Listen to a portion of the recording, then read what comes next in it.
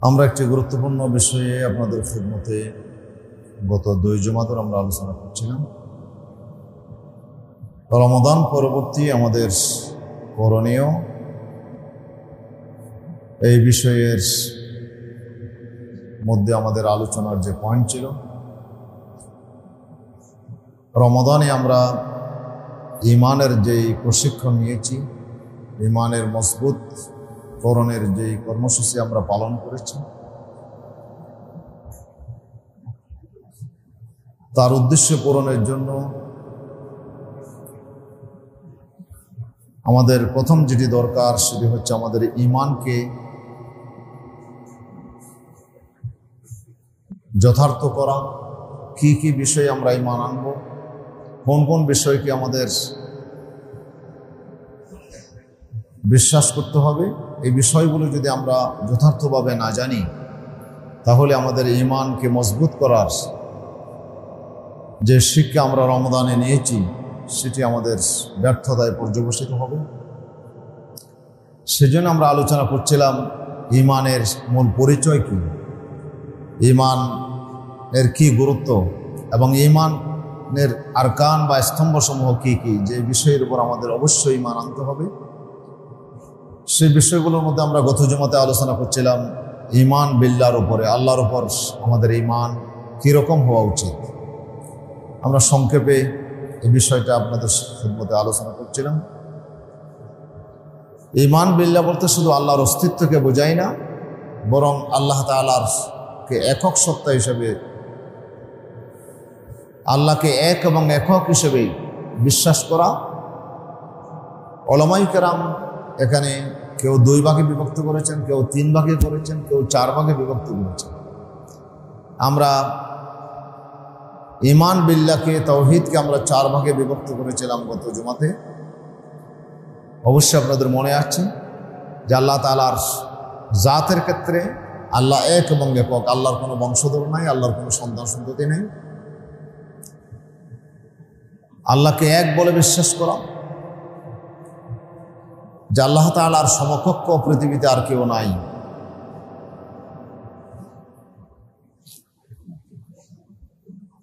তিনি নিজের অস্তিত্ব নিজেই রক্ষা করেন, শুধু তা নয়, অন্যের অস্তিত্বও তিনি রক্ষা করেন। সবাই তার দিকে মুহতাজ। 2 নম্বরে আমরা বলছিলাম আল্লাহ তাআলার সিফাতগুলোকে আমরা 3 ভাগে ভাগ করেছিলাম। আল্লাহর গুণাবলীগুলোকে, একটি গুণাবলী হচ্ছে রুবুবিয়তের গুণাবলী, যেটি আল্লাহ তাআলা রব হিসেবে লালন পালন করেন। শুধু আমাদের মানুষ নয়, জিন্নাত সহ পৃথিবীর যত সৃষ্টি আছে সমস্ত সৃষ্টিগুলোকে তিনি একদিকে সৃষ্টি করেন, তিনি এদুকুল রিজিক দেন, তিনি তাদের হায়াত দেন, তিনি তাদের মৃত্যু দেন, তাদের সুখ অসুখ, তাদের কল্যাণ অকল্যাণ সব কিছু তিনি নিয়ন্ত্রণ করেন। এই বিশ্বাসটা আমাদেরকে রাখতে হবে যে রব হিসেবে একমাত্র আল্লাহ তাআলা এক এবং একক, আল্লাহ ছাড়া আর কোনো রব নাই, আল্লাহ ছাড়া আর কোনো স্রষ্টা নাই, আল্লাহর কোনো পালনকর্তা নাই, রিজিক দাতা নাই, হায়াত দাতা নাই, মৃত্যুদাতা নাই। এমনকি আমাদের প্রয়োজন যত আছে সমস্ত প্রয়োজন তিনি একাই আমাদের জন্য পূরণ করেন।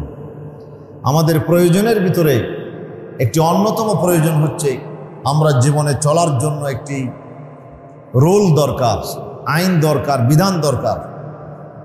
যদি আমরা রুল মতো যদি আমরা না চলি, যে কোনো সময় একটা অ্যাক্সিডেন্ট হয়ে যেতে পারে, যে কোনো সময় আমার ক্ষতি হতে পারে। একটা গাড়ি আসতেছে, আমিও যাচ্ছি, এখন সবাই যদি একই দিকে যাই, গাড়িও যদি আসতে থাকে, আমিও যদি যেতে থাকি, তাহলে তো অ্যাক্সিডেন্ট অনিবার্য। তাহলে এখন আমাকে বাঁচতে হলে একটা রুল আমাকে মানতে হবে। গাড়ি কোন পথ দিয়ে যাবে, আমি কোন পথ দিয়ে যাব, আমি কিভাবে যাব, একটা নিয়মের ভিতর আমাকে আসতে হবে। নিয়ম যদি আমরা ফলো না করি, যে কোনো দুর্ঘটনা ঘটে যেতে পারে। সেজন্য মানুষ একটা তার জীবনে চলার জন্য তার কিছু আইন দরকার, তার কিছু বিধান দরকার, তার কিছু ল দরকার। এখন সেই লটা কি নিজে নির্ধারণ করবেন? এটা কি তার পূরণ করা তার কোনো যোগ্যতা আছে, নাকি আল্লাহ তাআলার কাছে আমাদের এই জন্য মুখাপেক্ষী হতে হবে? আল্লাহ রাব্বুল আলামিন তিনি আমাদের এমন রব, তিনি আমাদেরকে কষ্টে ফেলেন নাই, তিনি আমাদের জন্য সেই বিধান জন্ম থেকে মৃত্যু পর্যন্ত যত আইন কানুন দরকার সবগুলো তিনিই দিয়েছেন রব হিসেবে। তাহলে আল্লাহকে রব মানার অর্থ হচ্ছে আল্লাহকে আইনদাতা মানতে হবে, আল্লাহকে বিধানদাতা মানতে হবে, আল্লাহকে হায়াতদাতা, মৃত্যুদাতা, কল্যাণদাতা, অকল্যাণদাতা সব কিছুর মালিক একমাত্র আল্লাহকে মানতে হবে, আল্লাহ ছাড়া আর কেউ নাই। সুতরাং যখনই আপনি আল্লাহ ছাড়া অন্যকে যদি আপনি আপনার বাঁচানোওয়ালা মনে করেন, যে অদৃশ্যভাবে তিনি আমাকে সহযোগিতা করতে পারেন, তিনি আমাকে বাঁচাইতে পারেন, তাহলে আপনি আল্লাহর সাথে শিরিক করলেন। যেহেতু আল্লাহ রুবুবিয়তের ক্ষেত্রে আল্লাহকে এক বলে মানতে হবে।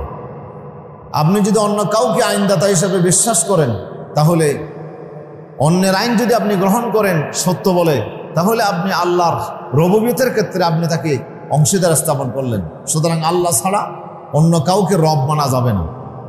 এখানেই হচ্ছে আমাদের বড় সমস্যা, আমাদের ইমানের সমস্যা হচ্ছে এখানে, যে আমরা আল্লাহকে রব হিসেবে আমরা পরিপূর্ণভাবে এককভাবে আমরা মেনে নিতে প্রস্তুত নয়।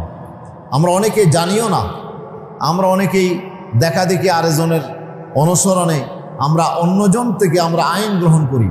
আমরা মুসলমান হওয়ার পরেও ব্রিটিশের তৈরি করা আইন দিয়ে এখন আমরা চলতেছি। আমাদের সংবিধানে সিংহভাগ হচ্ছে ব্রিটিশের তৈরি করা আইন।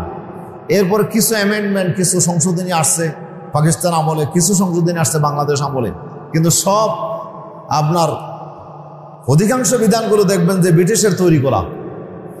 এরপরে আমাদের সংবিধানে যে মূলনীতি নির্ধারণ করা হচ্ছে, সেখানে আল্লাহর কোরআনকে, ইসলামকে মোটেও আনা হয় নাই, সবগুলোকে নির্বাসন দেওয়া হয়েছে। মানুষের তৈরি করা মতবাদগুলোকে সেখানে গ্রহণ করা হয়েছে। তাহলে আমরা যাদের তৈরি করা আইন মানি, তাদেরকে আমরা রুবুবিয়তের আসনে বসালাম, তাদেরকে আমরা রব মানালাম। সেই জন্য আল্লাহ তাআলা বলছেন, লা ইয়াত্তাখিযু বা'দুনা বা'দান আরবাবাম মিন দুনিল্লাহ। আল্লাহ তাআলা আহলে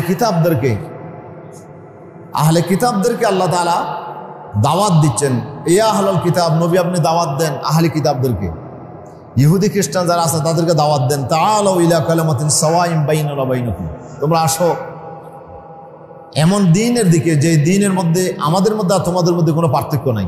সেটা কি?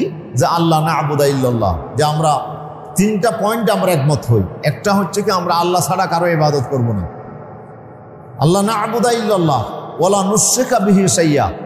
2 নম্বর হচ্ছে আল্লাহর সাথে আমরা শিরক করব না। 3 নম্বর ওয়ালা ইয়াত্তাখিযা বা'দুনা বা'দান আরবাবাম মিন দুনিল্লাহ, আমরা একে অপরকে আল্লাহকে বাদ দিয়ে আমরা একজন আরেকজনকে রব হিসেবে আমরা গ্রহণ করব না। এই 3টা পয়েন্টে তোমরা আমাদের সাথে একমত হও, তাহলে এই পয়েন্টগুলো আমাদের ভিতরে কোনো পার্থক্য নাই, তোমরা আসো, এই মূলনীতির মধ্যে আমরা ঐক্যবদ্ধ হয়ে যাই। তো এই আয়াত নাজিল হওয়ার পরে রাসূল সাল্লাল্লাহু আলাইহি ওয়াসাল্লামের কাছে ইহুদিদের একজন বড় আলেম, যিনি এর পূর্বে মুসলমান হয়েছিলেন, তিনি বললেন যে ইয়া রাসূলুল্লাহ, এখানে যে বলা হলো আহলে কিতাবদেরকে বলা হলো যে ইয়াত্তাখিযা বা'দুনা বা'দান আরবাবাম মিন দুনিল্লাহ, যে আল্লাহ ছাড়া অন্য কাউকে আমরা একে অপরকে রব হিসেবে গ্রহণ করব না। তো আমরা তো আসলে কাউকে রব হিসেবে আমরা গ্রহণ করি নাই, বরঞ্চ আল্লাহ তাআলা বলছেন যে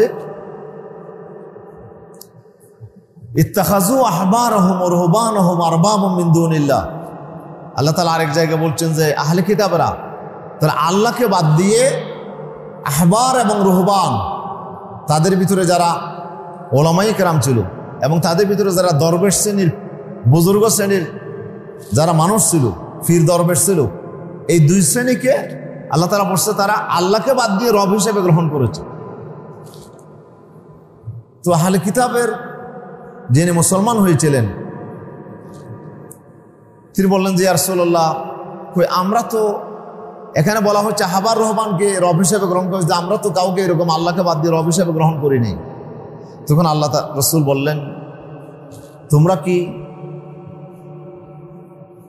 ওলামায়ে কেরাম, আলেম, ফির, দরবেশ, এরা যে আইন তৈরি করত, এরা যে বিধান দিত, সেটা কি তোমরা ফলো করতে না? বলে হ্যাঁ, তারা যা বলতো সেটা আমরা ফলো করতাম। এটা কি কিতাবে আছে না নাই? এটা কি আসলে আল্লাহর বিধানের সাথে এটা আপনার মিলছে নাকি মিলে নাই, এটা আমরা দেখতাম না, ওনারা বললেই আমরা সেটা মেনে নিতাম। আল্লাহ রাসূল বললেন যে এটাই হচ্ছে তাদেরকে রব বানা, যে তাদের তৈরি করা আইন যদি তোমরা গ্রহণ করো সেটা আল্লাহর বিধানের সাথে মিলুক আর না মিলুক। আহবার রুহবানারা বলছে, পীর দরবেশেরা বলছে, সুতরাং এটা আমাকে মানতে হবে। এবার এইটাই হচ্ছে রব মানা। তাহলে এবার আসেন আমরা আসলে আমাদের ইমানের ক্ষেত্রে আমরা কতটুকু স্বচ্ছ, আমরা কতটুকু আমরা খাঁটি ইমান আমরা আল্লাহর উপরে আনতে পেরেছি। আমরা তো এক্ষেত্রে আমাদের বড় সমস্যা ইমানের, যে আমরা অনেক মুসলমান, কিন্তু আমরা এক্ষেত্রে আমরা রুবুবিয়তের ক্ষেত্রে আমরা আল্লাহকে একমাত্র রব হিসাবে মানার ক্ষেত্রে আমরা এখানে বিশাল সংখ্যক মুসলমান আজকে ভুলের মধ্যে আছে। আমরা অনেকে মনে করছে নামাজ পড়লাম, রোজা রাখলাম, হইতে আল্লাহকে মানছি তো আবার আমার সমাজ, রাষ্ট্র, আমার বিচার ফাইসালা, আমার ব্যবসা বাণিজ্য, এগুলো কি আবার ধর্মের কথা মানতে হবে? এখানে অন্যান্য নেতারা, বিজ্ঞানীরা, অন্যান্য মনীষীরা, এখানে বড় বড় জ্ঞানী গুণীরা যা বলে সেই অনুসারে চলবে। আমাদের বাপদাদারা যেটা করে আসছিল সেভাবে চলবে। আমরা এখন আল্লাহ রাব্বুল আলামিন কি আমরা শুধু মানি মসজিদে, আমরা শুধু মানি নামাজ দোয়ার ক্ষেত্রে, আমরা আইন আদালতের ক্ষেত্রে, আমরা বিচার ফাইসালার ক্ষেত্রে, আমরা সমাজ পরিচালনার ক্ষেত্রে আমরা আল্লাহ থেকে আমরা বিধান নিতে আমরা রাজি নই।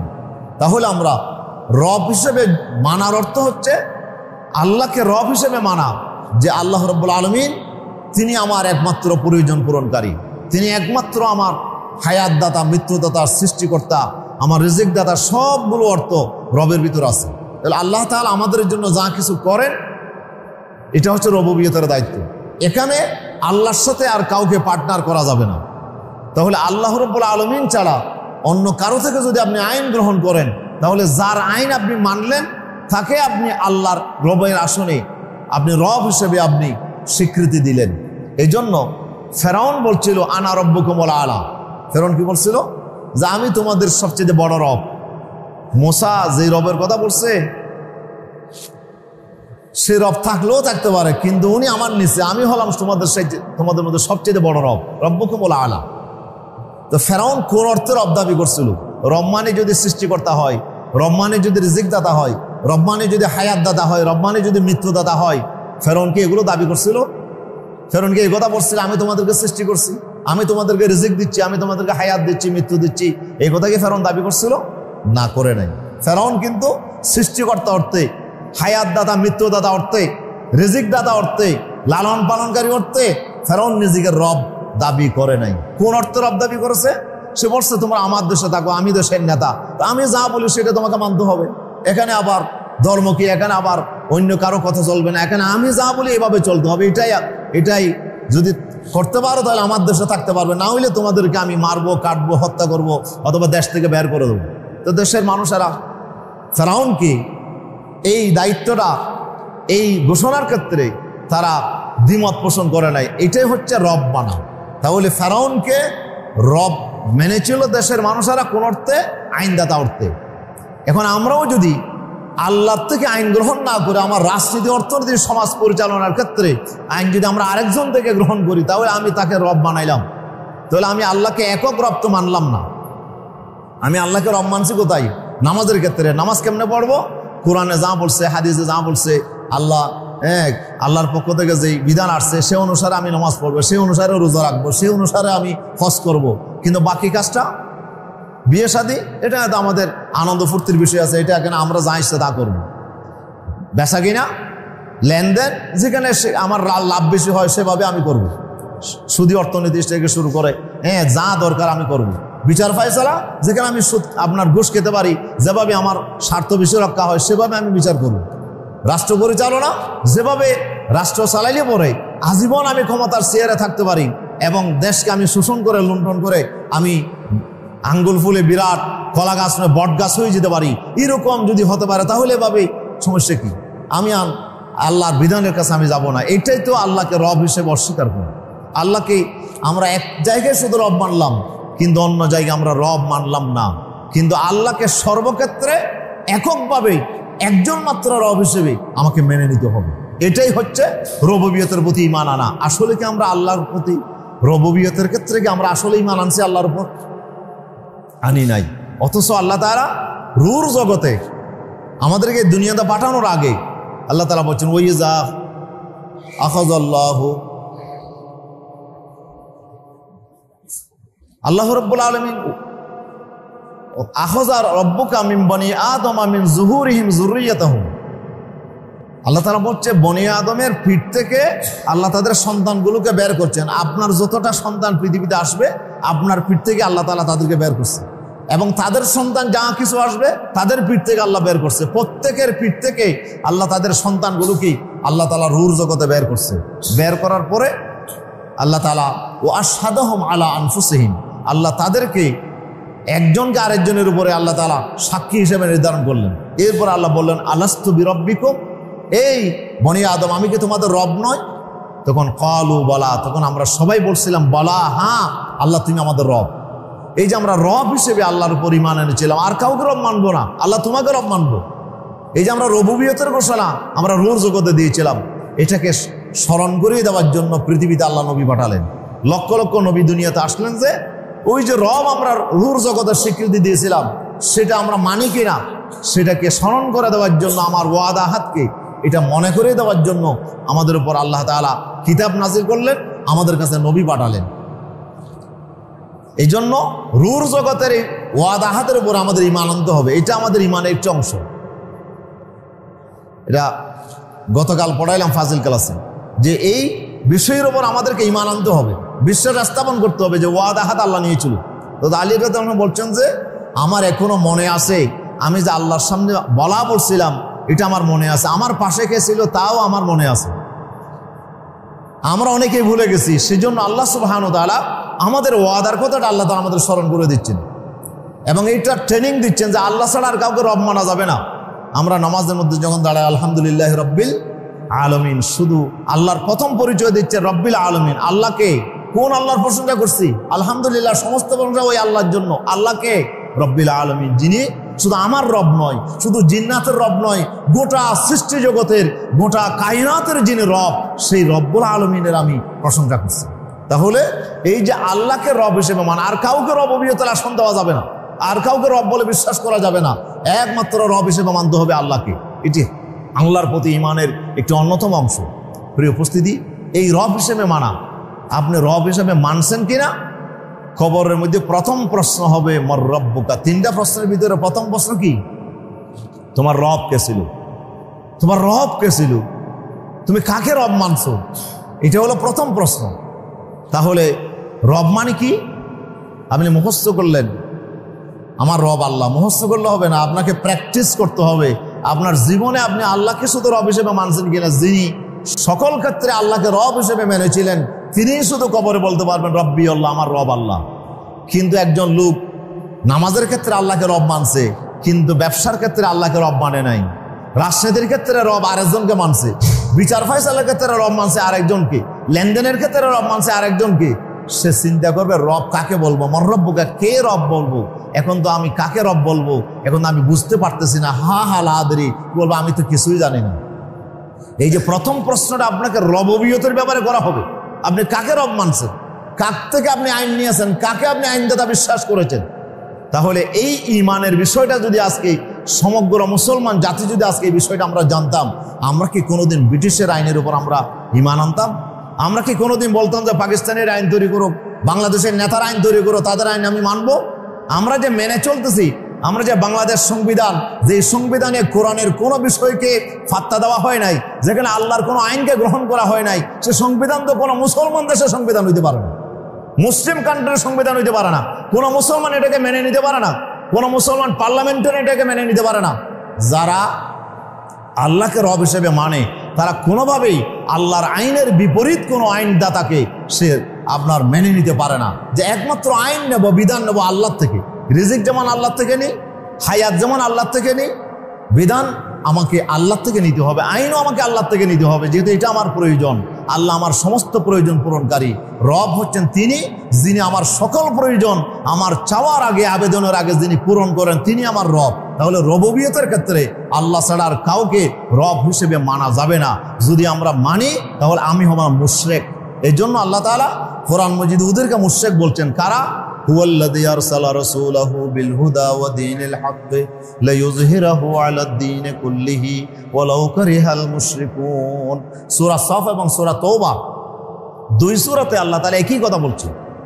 তিনি ওই আল্লাহ যিনি তার রসুলকে পাঠিয়েছেন কোরআন দিয়ে এবং দ্বীন হক দিয়ে। দ্বীন হক মানে সত্য বিধান, আল্লাহর পক্ষ থেকে মানুষ চলার জন্য কিছু আইন ও কানুন আমার নবীকে আল্লাহ তাআলা দিয়েছেন কোরআনের মাধ্যমে।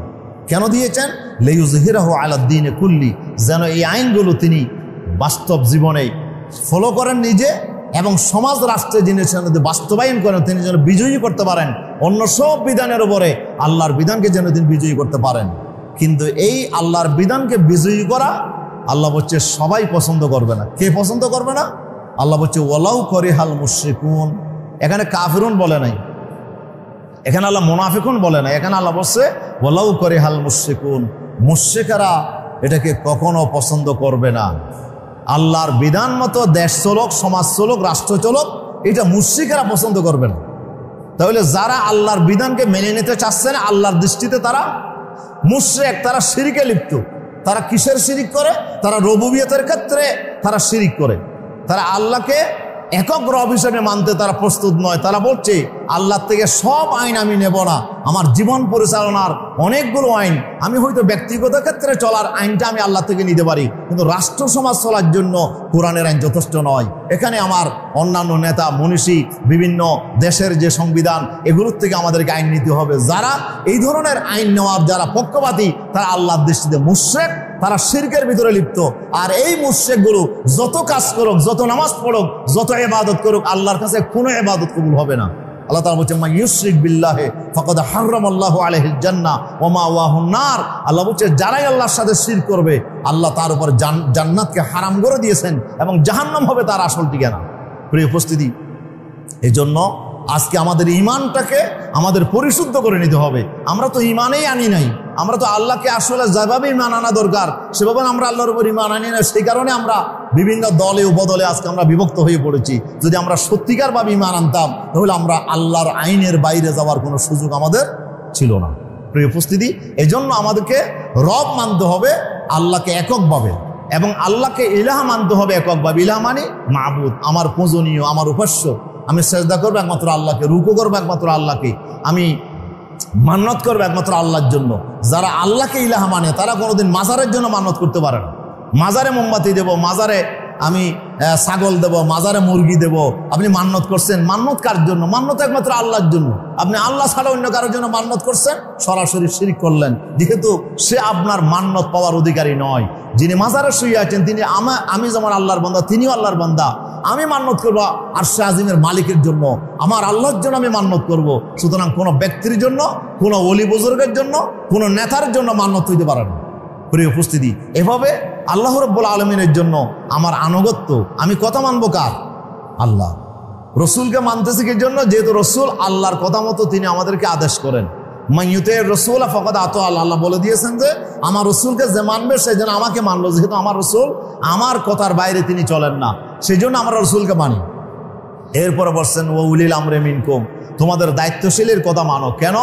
দায়িত্বশীল যদি আল্লাহর কথা মতো আপনাকে আদেশ করে তাহলে মানবেন, না হলে আপনার মানার কোনো অধিকার আপনার নাই।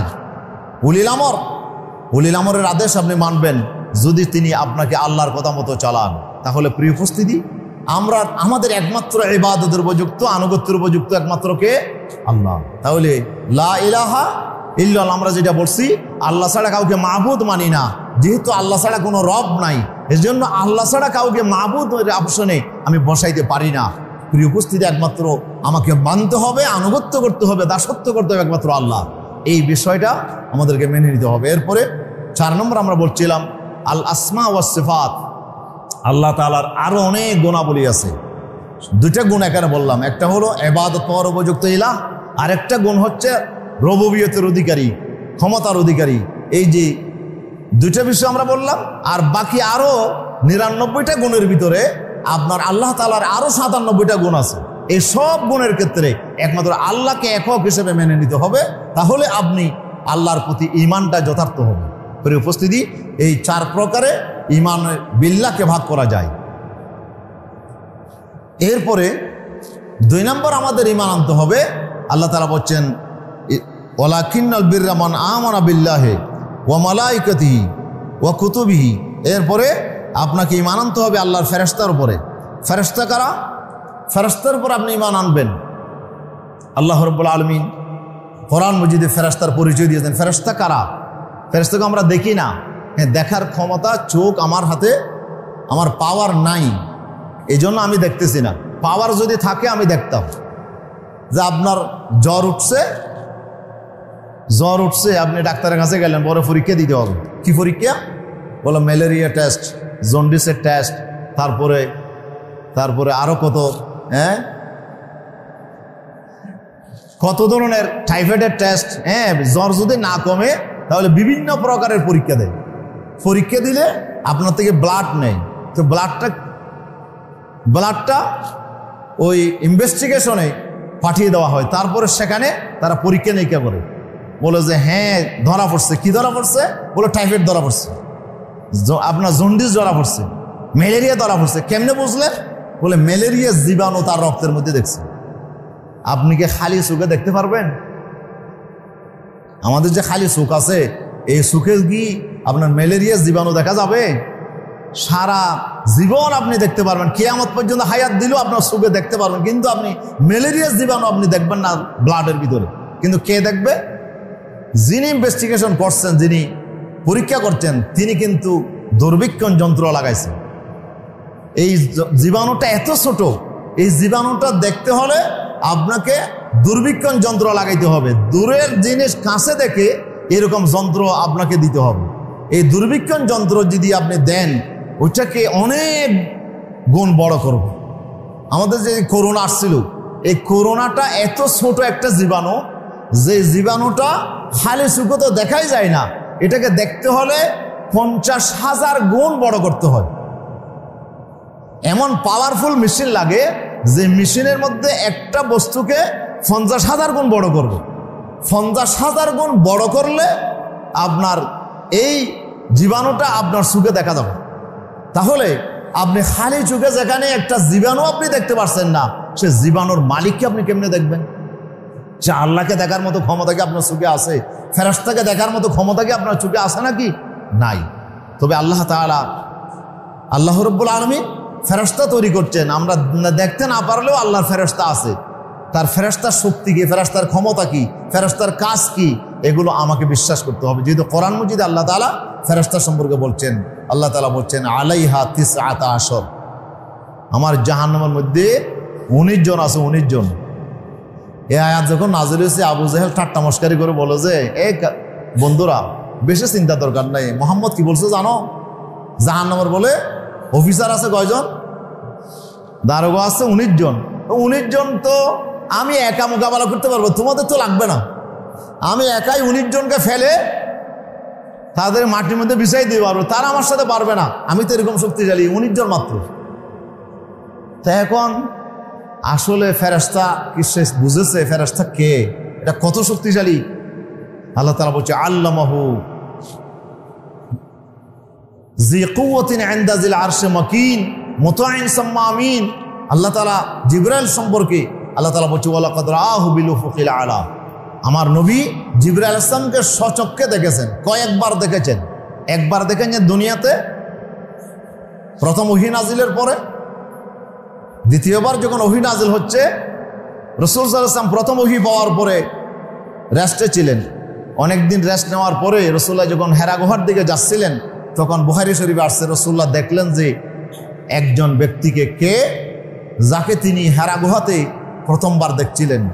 তিনি জাহালিসুন আলা কুরসিন বাইনাস সামাই ওয়াল আরদ, আসমান আর জমিন পর্যন্ত লম্বা, জমিন থেকে আসমান পর্যন্ত লম্বা একটা চেয়ার, ওই চেয়ারের মধ্যে তিনি বসে আছেন। ওনাকে দেখেই আল্লাহ রাসূল কাঁপতেছিলেন। কাঁপতে কাঁপতে রাসূলুল্লাহ চলে গেলেন বাড়িতে, বলেন দাসসিরুনি দাসসিরুন, আমাকে একটু চাদর দিয়ে আমাকে জড়াইয়া ধরো। আল্লাহ রাসূল কিছুক্ষণ পরে চাদর দিয়ে আপনার এই জড়াইয়াছিলেন। ঠিক এই অবস্থায় আল্লাহর পক্ষ থেকে ওহী নাযিল হলো, ইয়া আইয়ুহাল মুদ্দাসসির কুম ফাআনজির, এই চাদর আবৃত ব্যক্তি, কুম আপনি উঠেন, ফাআনজির মানুষকে আপনি সতর্ক করেন, ওয়া রাব্বাকা ফাকাব্বির, আপনার রবের শ্রেষ্ঠত্ব ঘোষণা করে। তাহলে এই যে মুদ্দাসসিরের আয়াতগুলো আল্লাহ তাআলা নাযিল করেছেন জিবরাইলকে দেখার পরে। জিবরাইল আলাইহিস সালামকে রাসূল সাল্লাল্লাহু আলাইহি ওয়াসাল্লাম কয়েকবার দেখেছেন। আরেকবার দেখেছেন মেরাজের রাতে সিদরাতুল মুনতাহার নিকটে। আল্লাহ বলছে ওয়ালাকাদ রাআহু নাজলাতান উখরা ইনদা সিদরাতিল মুনতাহা, সিদরাতুল মুনতাহার নিকটে আমার নবী জিবরাইল ইসলামকে সচক্ষে দেখেছেন। রাসূলুল্লাহ বলছে আমি জিবরাইলকে দেখলাম যে তার লাহু সিত্তু মিয়াতে জনাহিন, তার 600 পাখা আছে।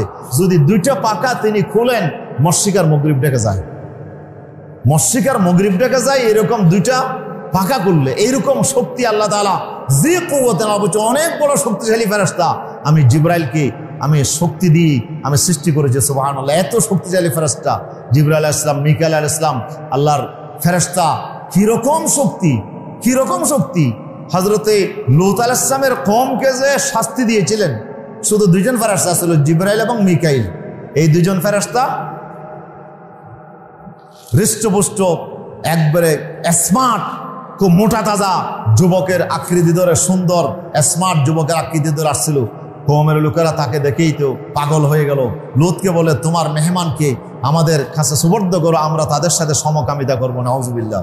লূত আলাইহিস সালাম তো অবাক হয়ে গেলেন, তোমরা আমার মেয়ে আছে তাদেরকে তোমরা বিয়ে করতে পারো, তোমরা এমন আমাদের মেহমানের সাথে খারাপ আচরণ করবে, এটা তো আমি মেনে নিতে পারি না। তখন মেহমানরা বললো আপনি মোটেও টেনশন করবেন না, আমরা আল্লাহর ফেরেশতা। সুবহানাল্লাহ, আমরা মানুষের বেশ ধরে আসছি, কিন্তু আসলে আমরা মানুষ না। আপনি এক্ষুনি ঘর থেকে বের হয়ে যান, আপনি দেশ সীমানা ত্যাগ করে আপনি চলে যান। এই জাতির উপরে সকালের আগেই এই জাতির জন্য আযাবের ফয়সালা হয়ে গেছে। লূত আলাইহিস সালাম তিনি তার পরিবারকে বললেন আসো, কিন্তু ওনার স্ত্রী ওনার উপর ঈমান আনে না, কারণ ওনার 2টা মেয়ে মাত্র ওনার উপর ঈমান আনছিল। এই 2টা মেয়ে নিয়ে তিনি বেরিয়ে গেলেন, স্ত্রী কিন্তু রয়ে গেল। বলে আমার ফারিল্লা দেশিয়া, আমার অনেক আত্মীয় স্বজন, এদেরকে ফেলে আমি কেমনে যাবো, যাইতে পারবো না, যাও তুমি যাও। আল্লাহ বলে যে ইন্নাহু মুসিবহা, আমার গজব কিন্তু লূতের স্ত্রীকেও পেয়ে গেছে। লূত আলাইহিস সালামের স্ত্রী ঈমান আনে নাই। এরপরে সকালবেলায় আল্লাহ বলছে আলাইসা সুবহু বিকারীব, সকালবেলা কি বেশি দূরে নাকি, একেবারেই নিকটে। এই সকাল হওয়ার আগে এমনভাবে জিবরাইল আর মিকাইল 2জন ফেরেশতা বিশাল একটি এলাকা, শহর সদম এলাকা, এই গোটা দেশকে আপনার পাকা দিয়ে তুলে আপনার ফুরা জমিনটাকে তুলে নিয়েছে আকাশ পর্যন্ত। আকাশের ফেরেশতারা শুনেছে দুনিয়ার এই আপনার এখানে ফেরেশতাদের জিকিরের আওয়াজ ওনারা শুনতে পাচ্ছিল, যারা দুনিয়াতে যারা ছিল। এরপরে সেখান থেকে আবার উপর করে ফেলে দেওয়া হয়েছে, এমন ফেলা ফেলেছে, এমনভাবে ধসে গেছে, এবং তার উপরে আপনার পাথরের বৃষ্টি বর্ষণ করা হয়েছে, যার কারণে সেটা এখন কৃষ্ণ সাগরে পরিণত হয়েছে। এখন ডেড সি একটা সমুদ্রের অংশ হয়ে গেছে, অথচ এটা ছিল একটা বিশাল একটি উন্নত মানের একটি আপনার একটা বিরাট শহর ছিল। এই শহরটাকে আল্লাহ ধসিয়ে দিলেন লূত আলাইহিস সালামের এলাকা। প্রিয় উপস্থিতি, এই এমন শক্তি আল্লাহ ফেরেশতাদেরকে দিয়েছেন। আল্লাহ বলতেছেন আলাইহা মালাইকাতুন গিলাযুন শিদাদুন লা ইয়াসুনাল্লাহা মা আমারহুম ওয়া ইয়াফআলুনা মা ইউমারুন। এমন ফেরেশতা আমি জাহান্নামে নিয়োজিত রেখেছি, মালাইকাতুন গিলাযুন শিদাদ, যেই ফেরেশতারা অত্যন্ত শক্তিশালী এবং অত্যন্ত কঠোর পাষাণ হৃদয়ের অধিকারী, অন্তরের মধ্যে কোনো দয়া মহব্বত তাদের নাই। ফেরেশতারা যাদেরকে আমি জাহান্নামে নিযুক্ত করেছি এদের অন্তরে কোনো দয়া মহব্বত নাই, এবং এরা খুব বেশি শক্তিশালী।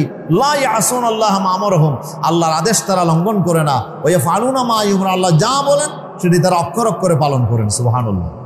এইভাবে আল্লাহ তাআলা ফেরেশতাদের বিভিন্ন শক্তির কথা আল্লাহ কোরআন এবং হাদিসে আল্লাহ তাআলা তুলে ধরেছেন। আল্লাহ বলছে কোটি কোটি ফেরেশতা আল্লাহ তাআলা তৈরি করছেন। রাসূলুল্লাহ বলছেন যে আমি তো শুনতে পাচ্ছি, ইন্নী আরা মা লা তারাউনা ওয়া আসমাউ মা লা তাসমাউন, আমি যা শুনি তোমরা তা শুনছো না, আমি যা দেখতেছি তোমরা তা দেখতেছো না। ইয়া রাসূল আপনি কি শুনতেছেন? বলে আমি এক্ষুনি আমি শুনতে পাচ্ছি যে আমি আসমানের যে আত্মতিস সামা ও আত্মা, আসমান মটমট করতেছে, এটা আমি আওয়াজ শুনতে পাচ্ছি। সুবহানাল্লাহ। রাসূল আওয়াজ আপনি মটমট কেন করতেছে আকাশ?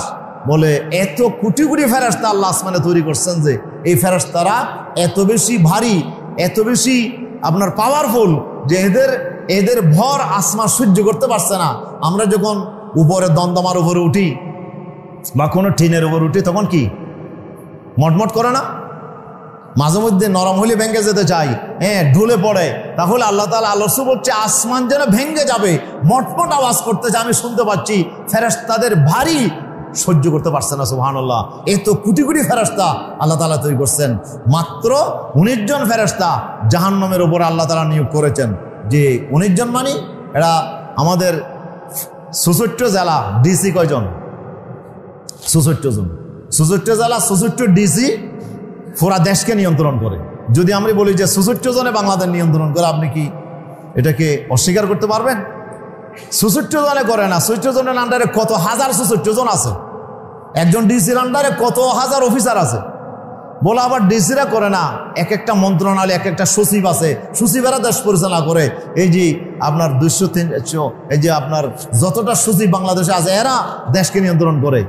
যতটা আপনার বলি আমরা মন্ত্রণালয়, এতটা মন্ত্রণালয়ের এক একজন সচিব এরাই দেশকে নিয়ন্ত্রণ করে। তাহলে আল্লাহ বলছে আমার জাহান্নামের পুরা নিয়ন্ত্রণ ভারটা আমি দিয়েছি 19 জন ফেরেশতার উপরে। সুবহানাল্লাহ। এদের আন্ডারে কোটি কোটি ফেরেশতা আছে। এই ফেরেশতারা কিরকম? আল্লাহ বলছেন ওয়াইন কুল্লু নাফসিন ইল্লা আলাইহা হাফিজ, ইন কুল্লু নাফসিন ইল্লা আলাইহা হাফিজ, এমন কোন প্রাণী নাই যে প্রাণীর উপর আমি হেফাজতকারী নিয়োগ করি নাই। সুবহানাল্লাহ। প্রত্যেকটা মানুষের জন্য, প্রত্যেকটা সৃষ্টির জন্য আমি ফেরেশতা নিয়োগ করেছি। আমার বান্দাকে হেফাজত করার জন্য ফেরেশতা আছে। আল্লাহ যদি কাউকে বিপদ দিতে চায় তখন ফেরেশতাকে বলে তোমার হেফাজত উঠে নাও, তখন সে বিপদে পড়ে, তখন সে গাড়ি অ্যাক্সিডেন্ট করে, তখন সে আগুনে পড়ে, তখন সে পানিতে পড়ে মারা যায়, তখন সে বিভিন্ন দুর্ঘটনার শিকার হয়। কখন? যখন আল্লাহর ফেরেশতারা তার হেফাজত উঠাইয়া নেয়। আর যতক্ষণ আল্লাহর ফেরেশতারা হেফাজতের মধ্যে থাকবে ততক্ষণ আল্লাহর কোনো বান্দা বিপদে পড়বে না। এই জন্য আল্লাহ বলছেন কুল্লা ইউসিবানা ইল্লা মা কাতাবাল্লাহু লানা, নবী আপনি বলে দেন তাদেরকে যে আল্লাহর ফায়সালা ছাড়া কোনো মুসিবত আমাদের উপর আসবে না, আল্লাহর অগোচরে কোনো মুসিবত আমাদের উপর আসবে না। প্রিয় উপস্থিতি, তাহলে মুসিবত যা আসে তবে আল্লাহর ফায়সালাই আসে। আল্লাহ রাব্বুল আলামিন জানেন আমাদের প্রত্যেককে হেফাজত করার জন্য আল্লাহ তাআলা ফেরেশতা নিয়োজিত রেখেছেন। এই ফেরেশতারা কত পাওয়ারফুল আপনি কি জানেন? এই ফেরেশতাদের কত শক্তি? আল্লাহ তাআলা এই মহাশক্তিবান ফেরেশতাকে আল্লাহ তাআলা আমাদের জন্য নিয়োজিত করে রেখেছেন। এই ফেরেশতাদের উপর আমাদেরকে ঈমান আনতে হবে যে এরা আল্লাহর যা দায়িত্ব, আল্লাহ যখনই যা বলেন সাথে সাথে সেটি তারা পালন করেন। আমাদের কাছে ওহী এনেছেন, নবীদের কাছে ফেরেশতাদের মাধ্যমে বৃষ্টি হচ্ছে, ফেরেশতাদের মাধ্যমে রিজিক উৎপাদন করছেন আল্লাহ, ফেরেশতাদের মাধ্যমে সব ফেরেশতা দিয়ে আল্লাহ করছেন। এমনকি যে বৃষ্টি হয়, আল হাদিস শরীফে আসছে যে প্রত্যেকটা বৃষ্টির ফোঁটার সাথে একজন ফেরেশতা থাকে। আল্লাহ তাআলা ফেরেশতাকে দায়িত্ব দিয়েছে, এই ফেরেশতা আমার এই বৃষ্টির ফোঁটাটা ফলনা জায়গায় ফেলবা এবং সেই পানি দিয়ে আবার কি হবে সেটা আবার দায়িত্ব আল্লাহ তাআলা অন্য ফেরেশতাকে দিয়েছেন। এভাবে কোটি কোটি কোটি ফেরেশতা আল্লাহ তাআলা তৈরি করেছেন। আল্লাহ বলছে ওয়ালিল্লাহি জুনুদুস সামাওয়াতি ওয়াল আরদ, আল্লাহ তাআলা আসমান এবং জমিনে বিশাল বাহিনী আল্লাহর আছে। ওয়া কানা আল্লাহু আজিজুন হাকিমা, আল্লাহ বড়ই পরাক্রমশালী। আল্লাহ তাআলা ওয়া কানা আল্লাহু আলিমান হাকিমা, কোন বাহিনী দিয়ে কাকে সাইজ করতে হবে এগুলো সব আল্লাহর জানা আছে। সুতরাং আপনি যত বড় পাওয়ারফুল হন না কেন, আল্লাহ বলছে দেখি আমার এই আকাশ আর জমিন থেকে তুমি বের হইতে পারো কিনা। ইয়া মাশারাল জিন্নি ওয়াল ইনসি, এই মানব আর জিন তোমরা ইন ইসতাতাতুম আন তানফুযু মিন আকতারিস সামাওয়াতি ওয়াল আরদ, আসমান জমিনের বেষ্টনী থেকে বের হয়ে যাওয়ার শক্তি আছে কিনা? লা তানফুযুনা ইল্লা বিসুলতান, পারবে না। আমার ফেরেশতার এমনভাবে চতুর্দিক থেকেই এই পৃথিবীকে হেফাজত করছেন। আমার ফেরেশতার বেষ্টনী তুমি বেদ করে তুমি এই জমিন থেকে পালিয়ে যেতে পারবে না। এই জমিন আল্লাহ তাআলা সৃষ্টি করেছেন, কোটি কোটি ফেরেশতা আল্লাহ তাআলার আছে। সুতরাং এই ফেরেশতারা প্রতি মুহূর্তে আল্লাহর হুকুম পালনে ব্যস্ত। এটি আমাদেরকে ঈমান আনতে হবে। তাহলে ফেরেশতাদের অস্তিত্বে বিশ্বাস করতে হবে, তাদের গুণাবলীকে বিশ্বাস করতে হবে, এবং কোরআন হাদিসে যাদের নাম আসছে এবং যাদের নাম আসে নাই, যাদের বর্ণনা আসে নাই, সবগুলোকে আমাদেরকে বিশ্বাস করতে হবে। এবং ফেরেশতাদের আমলকে আমাদেরকে মেনে নিতে হবে, তাদের শক্তিকে আমাদের মেনে নিতে হবে। এই জন্য আমাদের এক মুরব্বী আমার এলাকার, আমার গ্রামের, উনি বলতেন যে প্রায় হদ ইন উজুর তারা হদ দেরি ইন এডাজেন্ডিকা হদ এডেন্ডিকা জুজার মুলুক্তার, মানে শক্তর ভক্ত নরমজ্জম হদ উজুর তারা হদ দেরি এনে কেমন আপনার এই যে মুনকর নকিরের কথা কি হদে হসুর বাঁধি দিয়ে এগুলো কি ওর মুনকর নকির হদে খবর মাঝে কি করে তারি বোধ হদা আর দুইজন মাত্র আইব বলে হদে বেশি তো ন আয় তো থিয়ে যাইবে হসুর বাঁধি ওর হদে দুইজন হলে মোকাবেলা করো। মানে এর বুঝে না ফেরেশতা আসলে কি জিনিস, তাদের শক্তি কত আপনি কি জানেন? আপনাকে এই ফেরেশতার শক্তির উপরে আমাদের ঈমান যদি থাকতো তাহলে আমি এভাবে আল্লাহর নাফরমানি করতে পারতাম না। যে আমার প্রত্যেক কিছু আল্লাহ তাআলা ফেরেশতা দিয়ে আমাদেরকে কন্ট্রোল করছেন, নিয়ন্ত্রণ করছেন। আমাদের প্রত্যেকটা গতিবিধি আল্লাহ বলছে কিরামান কাতিবিনা ইয়ালামুনা মা তাফআলুন, এমন কিছু ফেরেশতা আমি নিয়োজিত রেখেছি লেখার জন্য, তারা আপনাদের তোমাদের সমস্ত কর্মকাণ্ডকে তারা যথাযথভাবে তারা সংরক্ষণ করছেন। ইয়াতালাক্কাল মুতালাক্কিয়ান আনিল ইয়ামিন ওয়া আনিশ শিমাল, ডানে বামে দুজন ফেরেশতা আল্লাহ তাআলা বলছে আমি নিয়োজিত রেখেছি। ফাঈদ, এরা সর্বক্ষণ বসে আছে তোমার আমলনামাকে লেখার জন্য। মা ইয়ালফাযু মিন কাউলিন ইল্লা লাদাইহি রাকিবুন আতীদ, যখনই কোন আওয়াজ বের হয় সাথে সাথে ফেরেশতা এটা তার আমলনামায় লিখে নেয়। সুবহানাল্লাহ। এই যে লেখার জন্য ফেরেশতা আছে, হেফাজত করার জন্য ফেরেশতা আছে, আমাকে বাঁচানোর জন্য ফেরেশতা আছে, আমার শাস্তি দেওয়ার জন্য ফেরেশতা আছে, বৃষ্টির জন্য ফেরেশতা আছে, কোটি কোটি কোটি কোটি ফেরেশতা আল্লাহ তাআলা তৈরি করছেন। এরপর আবার আল্লাহর ইবাদতে নিয়োজিত আছে এরকম কোটি কোটি ফেরেশতা আছে। আল্লাহ বলছেন ওমান জাহাদা ফাইন্নামা ইউজাহিদু লিনাফসি ওমান কাফারা ফাইন্নাল্লাহা গনিয়্যুন আনিল আলামিন। যারা ইসলাম মোতাবেক চলবা তারা নিজের লাভের জন্য করবা, আমার কোনো লাভ নাই। ওমান কাফারা, আর যে না মানবা তার ক্ষতি তাকে বহন করতে হবে।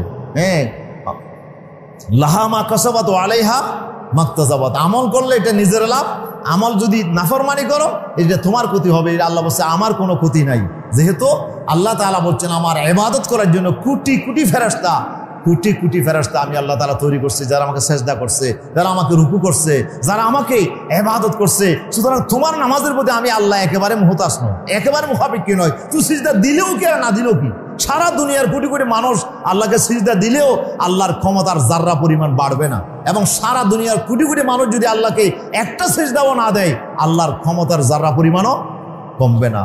আমরা ইবাদত করলে আমাদের লাভ, ইসলাম মতো চললে আমার লাভ, ইসলামের বিরোধিতা করলে আমার ক্ষতি, আল্লাহর কোনো লাভ লস নাই। সুতরাং আসুন আমরা আল্লাহর প্রতি যেভাবে ঈমান আনা দরকার, আল্লাহর ফেরেশতাদের প্রতি যেভাবে ঈমান আনা দরকার সেভাবে আমরা ঈমান আনার চেষ্টা করি। এখানে তো আরও অনেক বিষয় আলোচনা ছিল যেগুলো আসলে আমাদেরকে বিশ্বাস করতে হবে। এরপরে 3 নাম্বার আমাদেরকে ওয়াল কিতাব, কিতাবের প্রতি ঈমান আনতে হবে। কিতাব আল্লাহ তাআলা 104খানা কিতাব আসমান থেকে আল্লাহ নাজিল করেছেন, তার ভিতর সর্বশেষ কিতাব হচ্ছে কোরআনে মজিদ।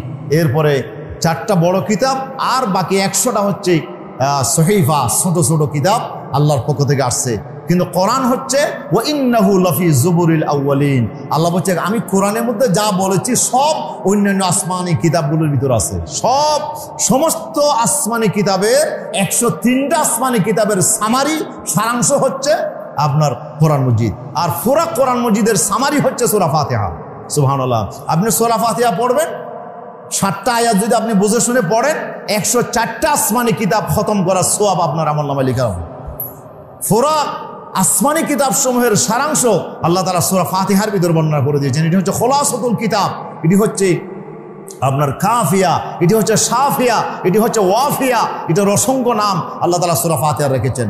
এই জন্য সূরা ফাতিহা এটি কোরআন মজিদের সারাংশ। পুরা কোরআন মজিদে আল্লাহ যা কিছু বলছেন এটাই আসমানি কিতাবগুলোতে বলছেন। এই জন্য আসমানি কিতাবগুলোর উপর আমাদের ঈমান আনতে হবে। আসমানি কিতাবগুলো কেন আসছে? আল্লাহ বলছেন লিতুখরিজান নাসা মিনাজ যুলুমাতি ইলান নূর। হে রাসূল, আমি কোরআন নাজিল করছি আপনার প্রতি। কেন নাজিল করছি জানো? যেন আপনি মানুষকে জাহেলিয়াতের অন্ধকার থেকে আপনি যেন আলোর পথে নিয়ে আসতে পারেন। অন্ধকার থেকে মুক্তি দেওয়ার জন্য কোরআন নাজিল হয়েছে, কিতাবগুলো নাজিল হয়েছে।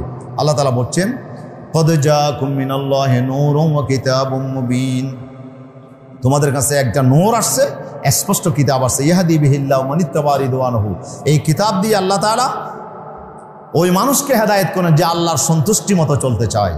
আল্লাহ কিসের হেদায়েত করেন? সুবুলাস সালাম, শান্তির রাস্তা দেখায়।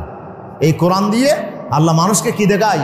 শান্তির রাস্তাসমূহ দেখায়। একটা নয় রাস্তা, জীবনের ব্যক্তিগত, পারিবারিক, সামাজিক, ধর্মীয়, আপনার যত রাস্তা আছে সমস্ত রাস্তায় আপনি কিভাবে শান্তিতে চলবেন এই রাস্তা কোরআন দেখাবে আপনাকে। ওয়ায়ুখরিজুহুম মিনাজ যুলুমাতি ইলান নূর, এবং অন্ধকার থেকে আলোর পথে নিয়ে আসার জন্য। ওয়াহদিহিম ইলা সিরাতিন মুস্তাকিম, এবং সরল সোজা রাস্তা, যে রাস্তা জান্নাত পর্যন্ত পৌঁছেছে সেই জান্নাতের পথে পরিচালিত করার জন্য, জান্নাতের রাস্তা দেখানোর জন্য আল্লাহ কোরআন নাজিল করছেন। তাহলে কোরআন নাজিলের অন্যতম উদ্দেশ্য আমাকে বিশ্বাস করতে হবে কোরআন আসছে অন্ধকার থেকে মানুষকে আলোর পথে নিয়ে আসার জন্য, মানুষকে শান্তির পথ দেখানোর জন্য। আমার জীবনে যদি শান্তি চাই আমাকে কোরআনের কাছে সারেন্ডার হইতে হবে। কোরআনকে বাদ দিয়ে আপনি কোথাও শান্তি পাবেন না, পাবেন না, পাবেন না। কিয়ামত পর্যন্ত আপনি চেষ্টা করতে পারবেন, হাজারো সংবিধান আপনি মেনে চলতে পারবেন, কিন্তু শান্তি আসবে না। শান্তি যদি আপনাকে আনতে হয় কোরআনের বিধান আপনাকে মানতে হবে। প্রিয় উপস্থিতি, 2 নম্বর, কোরআন নাজিলের উদ্দেশ্য আল্লাহ বলছে ইয়াতুলু আলাইহিম আয়াতিহি ওয়া ইউযাক্কিহিম ওয়া ইউআল্লিমুহুমুল কিতাবা ওয়াল হিকমা। আমি নবীর উপরে আমি নবী পাঠিয়েছি, নবীর উপর কোরআন নাজিল করছি কেন জানো? যেন নবী কোরআনের আয়াতগুলো মানুষকে শোনাই দিতে পারেন এবং কোরআন দিয়ে যেন মানুষকে পরিশুদ্ধ করতে পারেন।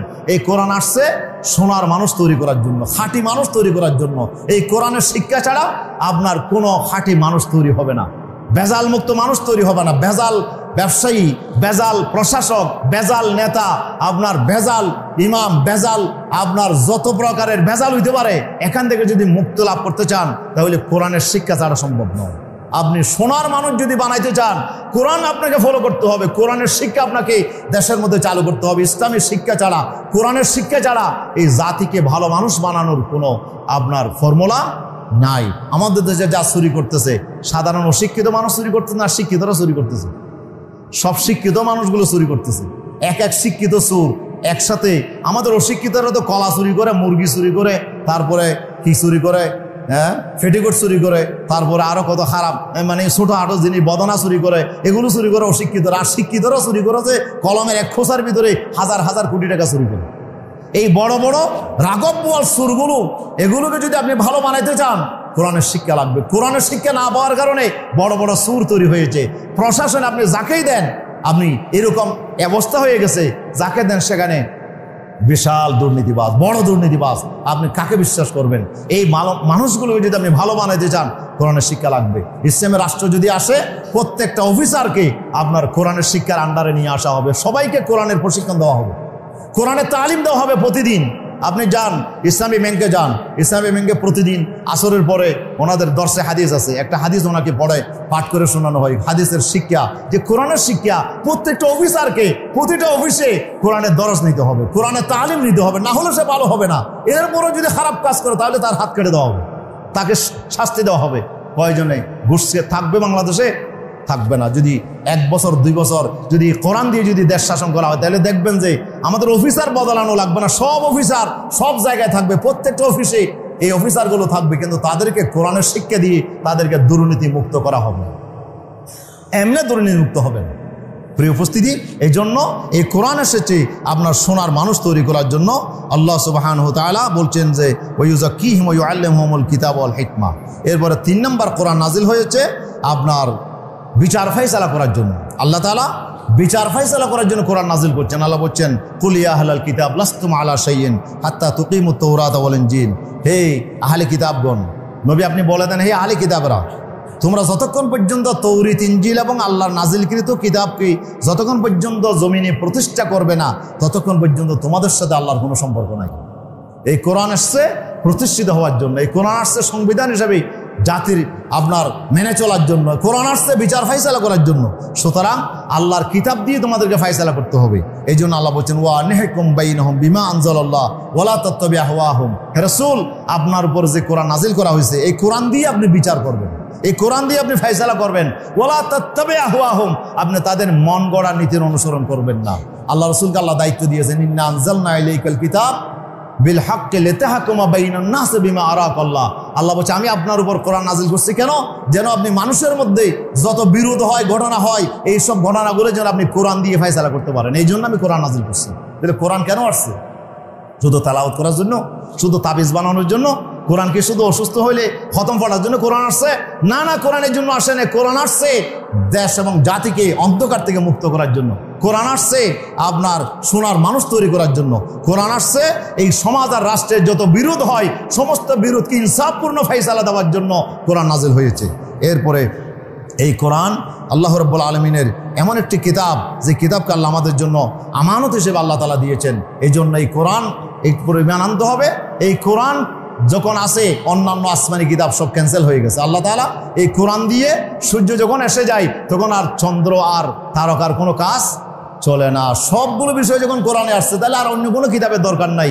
এই জন্য আসমানি কিতাব যেখানে ক্যান্সেল হয়ে গেছে, সেখানে আপনার সমাজতন্ত্র কি, সেখানে আপনার পুঁজিবাদ কি, সেখানে আপনার ধর্মনিরপেক্ষতাবাদ কি, যেমন মানুষের তৈরি করা, যেখানে আসমানি কিতাব পর্যন্ত কোরআনের সামনে অসল, সেখানে আপনার বানানো আইন তো পুরাপুরি অসল, এটা তো প্যারালাইজ। সুতরাং এইসব প্যারালাইজ মতবাদের পেছনে আমরা না ঘুরে আমরা কোরআনের দিকে ফিরে আসি। আমরা কোরআনকে যথাযথ বিশ্বাস করি। কোরআন শুধু ধর্মীয় কিতাব নয়, কোরআন শুধু সওয়াবের কিতাব নয়। কোরআন আসছে গোটা জাতিকে পরিবর্তন করে একটি বিপ্লব সাধন করার জন্য কোরআন পৃথিবীতে নাজিল হয়েছে। এই বিষয়গুলো আমরা সেভাবে আমরা কোরআনের পরিমাণ আনি। এরপরে নবীর প্রতি ঈমান, অন্যান্য বিষয়গুলো আমরা পরবর্তী আলোচনা আনবো ইনশাআল্লাহ। আল্লাহ তাআলা আমাদের তৌফিক দান করুন, আমিন। হাযা মা ইনদি ওয়া লা ইলমা ইনদাল্লাহ। আসসালামু আলাইকুম ওয়া রাহমাতুল্লাহ।